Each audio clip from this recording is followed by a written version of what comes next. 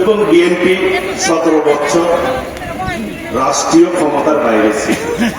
বিগত ফ্যাসিস্ট সরকার সবচেয়ে জুলুম নির্যাতন চালিয়েছে বাংলাদেশে। বাংলাদেশের ইতিহাসে, রাজনীতিতে, পৃথিবীতে এইভাবে কেউ নির্যাতনের শিকার হয় না, হয়েছে। এইরকম নির্যাতন কিন্তু বিএনপির উপরে যে পরিমাণ 17 বছর নির্যাতন হয়েছে অন্য কারোর উপরে হয়েছে। বাংলাদেশের সকল পর্যায়ে নেতা কর্মীর উপরে নির্যাতন হয়েছে।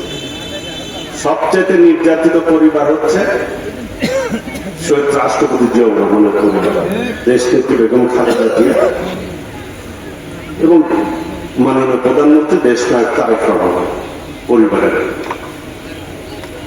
বাংলাদেশের সমস্ত জেলাতে নির্যাতন হয়েছে, কেউ নির্যাতনের বাইরে ছিল না, সমর্থক কর্মী কেউ না।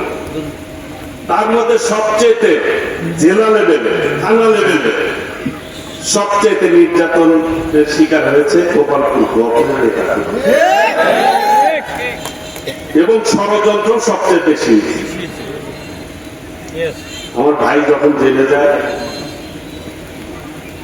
এরপরে একটা নির্বাচন হয়েছে 2008 সালে।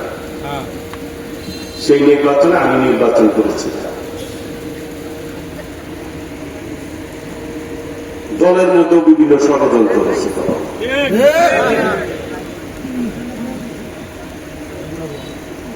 কিভাবে এই অঞ্চলের নেতা কর্মীদেরকে বিচ্ছিন্ন করা যায়, কিভাবে এই এলাকায় যাতে কোনোভাবে বিএনপি টিকে না থাকতে পারে সেই ব্যাপারে দলের মধ্যেও ষড়যন্ত্র হচ্ছে। দলের বাইরে যারা আমাদের উপর আক্রমণ করেছে, নির্যাতন করেছে, তারা ফ্যাসিস্টবাদী যারা, স্বৈরাচারী যারা, তারা সেই কাজটি করেছে।